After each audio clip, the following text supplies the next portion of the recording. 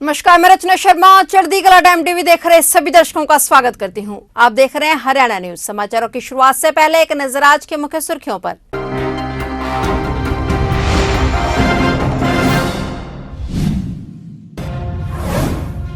भाजपा अध्यक्ष जेपी नड्डा ने कैथल में की बड़ी जनसभा। कैथल में सीएम मनोहर लाल और मंत्रिमंडल समेत तमाम नेता मौजूद। प्रधानमंत्री ने आज नौसेना को सौंपा पहला स्वदेशी विमान वाहक युद्धपोत आईएनएस विक्रांत। सीएम मनोहर लाल ने जताया प्रधानमंत्री का आभार। हरियाणा चुनाव आयोग ने पंचायत चुनावों को लेकर बुलाई बैठक, हो सकती है बड़ी घोषणा।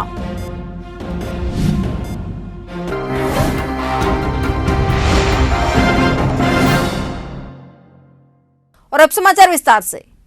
भाजपा अध्यक्ष जेपी नड्डा आज हरियाणा के 2 दिवसीय दौरे पर हैं। इस दौरान नड्डा ने सबसे पहले अंबाला में मंडल के कार्यकर्ताओं की बैठक बुलाई और इसके बाद कैथल की अनाज मंडी में एक जनसभा को संबोधित किया। इस दौरान भाजपा अध्यक्ष जेपी नड्डा के साथ मुख्यमंत्री मनोहर लाल, डिप्टी सीएम दुष्यंत चौटाला और मंत्रिमंडल समेत प्रदेश बीजेपी के तमाम बड़े नेता कैथल की जनसभा में शामिल हुए। कैथल की जनसभा में पहुंचे भाजपा अध्यक्ष जेपी नड्डा और मुख्यमंत्री मनोहर लाल ने जनसभा को संबोधित किया। अपने संबोधन में भाजपा अध्यक्ष जेपी नड्डा ने हरियाणा सरकार के कामकाज की जमकर सराहना की। मेरा ये सौभाग्य है कि मुझे आज कुरुक्षेत्र के कैथल स्थान में इस पवित्र नगरी, जिसे हम कपिल मुनि की पवित्र धरती कहते हैं, ऐसे पवित्र धरती पर आने का सौभाग्य मिला है। और ऐसा भी बताया जाता है इतिहास में कि धर्मराज युधिष्ठिर ने इस कैथल को, कपिल स्थल को बसाने का भी काम किया था। ऐसे पवित्र भूमि पर मुझे आने का मौका मिला। मैं अपनी ओर से इस पवित्र भूमि को नमन करता हूं और आशीर्वाद लेकर अपनी बात को प्रारंभ करता हूं। हमारे ओम प्रकाश धनखड़ जी कह रहे थे कि हरियाणा वीरों की भूमि है। मैं उनके साथ बिल्कुल सहमत हूं।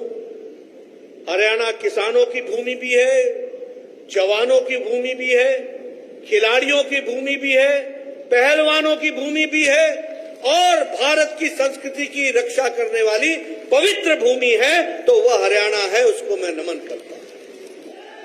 हमारे चाहे रोजगार की बात हो, स्वास्थ्य की बात हो, शिक्षा की बात हो, शिक्षा का स्तर कैसे अच्छा किया जाए, इस पर हम काम कर रहे हैं।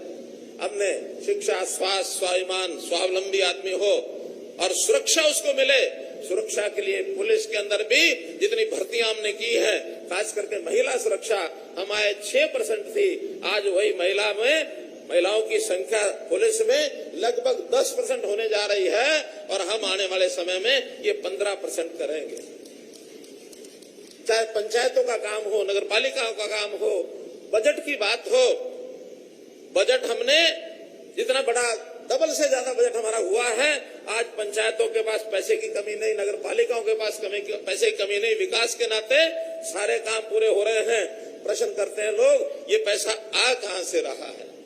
और मैं आपको बताता हूं, ये भ्रष्टाचार नाम का जो गुण है, जो पैसे को चूसता है, इस पर हमने चोट करनी शुरू की है।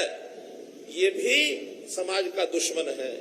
प्रधानमंत्री नरेंद्र मोदी ने शुक्रवार को पहला स्वदेशी विमान वाहक युद्धपोत आईएनएस विक्रांत नौसेना को सौंप दिया है। इसकी खास बात यह है कि यह एक स्वदेशी युद्धपोत है। इसे 2009 में बनाना शुरू किया गया था और अब 13 साल बाद ये नौसेना को मिला है। इसके साथ ही पीएम मोदी ने नौसेना के नए एनसाइन का भी अनावरण किया। नौसेना का नया एनसाइन औपनिवेशिक अतीत से दूर और भारतीय मैरीटाइम हेरिटेज से लेस है। विक्रांत भारत में बनाया गया अब तक का सबसे बड़ा युद्धपोत है और इसके निर्माण पर 20,000 करोड़ रुपए से अधिक की लागत आई है। इस विमान वाहक पोत के निर्माण के साथ ही भारत दुनिया के उन चुनिंदा देशों में शामिल हो गया है जो विमान वाहक पोत बनाने में सक्षम है। इस उपलब्धि पर हरियाणा के मुख्यमंत्री मनोहर लाल ने पीएम मोदी का आभार जताया है। सीएम मनोहर लाल ने ट्वीट कर कहा कि स्वाधीन भारत के इतिहास में आज एक और स्वर्णिम अध्याय जुड़ गया है। आज आदरणीय प्रधानमंत्री जी ने पहला स्वदेशी विमान वाहक युद्धपोत आईएनएस विक्रांत नौसेना को समर्पित किया है। सीएम मनोहर लाल ने पीएम मोदी का आभार व्यक्त करते हुए कहा कि आत्मनिर्भर भारत के सामर्थ्य का परिचय यह स्वदेशी युद्धपोत भारतीय नौसेना की शक्ति को कई गुना अभिवर्धित करेगा। इसके लिए मुख्यमंत्री मनोहर लाल ने सभी को हार्दिक बधाई दी। हरियाणा के मुख्यमंत्री मनोहर लाल की अध्यक्षता में मंत्रिमंडल की बैठक में पंचायती राज संस्थानों में पिछड़ा वर्ग ए के राजनीतिक आरक्षण अधिकारों को मंजूरी दे दी गई है। हरियाणा पंचायती राज अधिनियम 1994 की धारा 9, 59 और 120 में संशोधन की मंजूरी दी गई है और यह अध्यादेश अब पंचायती राज अध्यादेश 2022 कहलाएगा। ग्राम पंचायत में अनुशंसित आरक्षण मंत्रिमंडल द्वारा दी गई मंजूरी के अनुसार प्रत्येक ग्राम पंचायत में पंच के पदों के लिए पिछड़ा वर्ग ए की कुल जनसंख्या प्रतिशत के आधे प्रतिशत की सीट आरक्षित की जाएगी। प्रत्येक चुनाव में रोटेशन के आधार पर वार्ड आरक्षित किया जाएगा। पंचायत चुनाव हम चाहते हैं जल्दी से जल्दी चुनाव हो। इसके लिए सुप्रीम कोर्ट ने पीछे एक निर्णय दिया था कि बैकवर्ड क्लास ए का जो रिजर्वेशन है उसमें कुछ बातें मध्य प्रदेश के चुनाव को लेकर के उन्होंने इंगित की थी कि ये काम होने चाहिए। ट्रिपल टेस्ट नाम से वो एक सारा सिस्टम बनाया था कि भी इसमें जिस भी वर्ग को हमने रिजर्वेशन देनी है उसका डाटा जो है वो किसी कमीशन के द्वारा ऑथेंटिकेट होना चाहिए। उसके द्वारा एक प्रकार से बताया जाना चाहिए कि इतना डाटा इतनी उसकी परसेंटेज करके हम रिजर्वेशन दे सकते हैं। तो ट्रिपल टेस्ट में पहला यही था कि कमीशन का गठन करना। हमने बैकवर्ड क्लास कमीशन ये गठित किया और उसके बाद उन्होंने वो सारी हर इकाई के हिसाब से यानी पंचायत का चुनाव के लिए पंचायत को इकाई माना, जिला परिषद के लिए पूरे जिले को माना, ब्लॉक समिति के लिए पूरी ब्लॉक को माना। तो हर एक इकाई की जो कास्ट वाइज जो पॉपुलेशन है, जैसे हम BCA को देना चाहते हैं तो BCA की पॉपुलेशन कितनी है उन्होंने हमारे पास डाटा अपना था ही पहले, लेकिन उसको ऑथेंटिकेट करने के लिए उन्होंने सैंपल सर्वे कराया, जगह जगह जाके बैठकें ली और बाद में उन्होंने उसको अप्रूव किया कि हाँ ये डाटा ठीक है। और तीसरा जो ट्रिपल टेस्ट है कि किसी भी हालत में रिजर्वेशन जो है 50% से ऊपर नहीं जानी चाहिए। अभी तक केवल SC की रिजर्वेशन होती थी, अब उसमें BCA की जुड़ गई तो दोनों को मिला करके 50% से ऊपर नहीं हो। SC की क्योंकि पहले से तय है तो जो BC का जो प्रेजेंटेशन जो कोटा बनेगा बैकवर्ड क्लास BCA का इस कमीशन के हिसाब से, उसमें अगर तो 50% के अंदर पूरे का पूरा दिया जा सकता तो जो बताया वो पूरा देंगे, और अगर पूरा नहीं है कुछ कम रह जाता है तो 50% से जितना कम रहा है उतना देंगे। ऐसा एक निर्णय किया। हर गांव की BCA की पॉपुलेशन जो होगी उस पॉपुलेशन की जो परसेंटेज शेयर है उसका 50% उस गांव में मेंबर पंचायत वो रिजर्व होंगे और उसकी रिजर्वेशन कमीशन की रिपोर्ट नहीं है, लेकिन हमने डिपार्टमेंट की ओर से चुनाव आयोग को कहा है कि इसका रोटेशन में उसको वो करवाएं।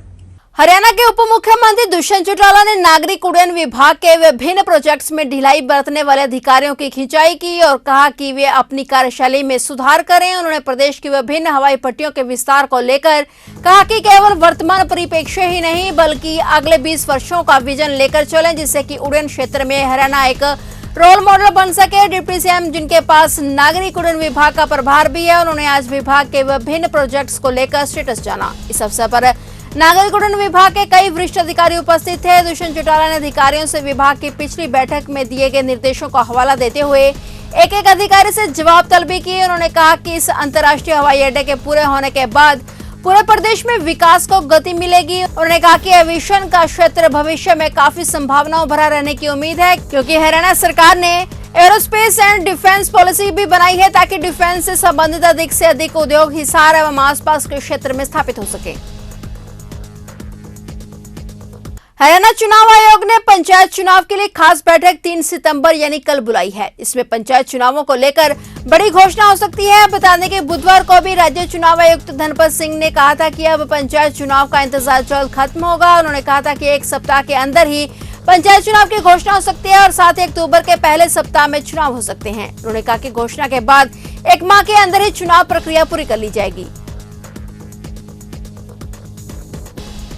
हरियाणा के खेल मंत्री सरदार संदीप सिंह ने कहा कि गांवों के विकास में कोई कमी नहीं रहने दी जाएगी। क्षेत्र के बड़े गांवों को चिन्हित किया जा रहा है ताकि यहां शहरों की तर्ज पर शिक्षा एवं स्वास्थ्य की सेवाओं में विस्तार किया जा सके। खेल मंत्री संदीप सिंह गांव थाना में भारतीय जनता पार्टी में शामिल हुए चौधरी किताब सिंह नंबरदार एवं सचिन नंबरदार द्वारा आयोजित कार्यक्रम में बोल रहे थे। उन्होंने कहा कि सचिन नंबरदार परिवार के पार्टी में शामिल होने से पार्टी को मजबूती मिलेगी। उनके साथ सैकड़ों समर्थकों ने भी पार्टी में शामिल होने की घोषणा की। खेल मंत्री संदीप सिंह ने विधिवत रूप से सभी को पटका पहनाकर पार्टी में शामिल किया। उन्होंने कहा कि मुख्यमंत्री मनोहर लाल की शिक्षा के प्रति सकारात्मक सोच के चलते थाना गांव में मॉडल संस्कृति स्कूल काफी समय पहले शुरू किया जा चुका है। गांव में सामुदायिक स्वास्थ्य केंद्र के विस्तार के लिए जैसे ही पंचायतों की तरफ से प्रस्ताव दिया जाएगा तो उसे सरकार से पूरा करवाने में कोई कसर नहीं छोड़ी जाएगी। खेल मंत्री संदीप सिंह ने यह भी कहा कि यदि गांव थाना की पंचायत जमीन उपलब्ध कराती है तो यहां आधुनिक सुविधाओं से युक्त खेल स्टेडियम व ट्रैक तैयार किया जाएगा ताकि यहां के बच्चे खेल में आगे बढ़ सके।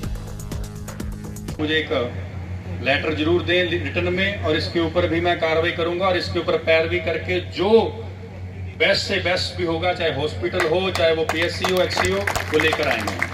दिल्ली के मुख्यमंत्री अरविंद केजरीवाल 7 सितंबर को हरियाणा के 2 दिवसीय दौरे पर आ रहे हैं। केजरीवाल 7 सितंबर को पंजाब के मुख्यमंत्री भगवंत मान के साथ हिसार पहुंच रहे हैं। 8 सितंबर को आदमपुर में तिरंगा यात्रा निकालने के बाद अरविंद केजरीवाल एक जनसभा को भी संबोधित करेंगे। आपकी इस रैली को आदमपुर उपचुनाव से पहले की तैयारी के रूप में देखा जा रहा है। दरअसल आम आदमी पार्टी के नेता पहले ही ऐलान कर चुके हैं कि आप पार्टी हरियाणा में प्रस्तावित हर चुनाव में सिंबल पर लड़ने के लिए चुनावी मैदान में उतरेंगे।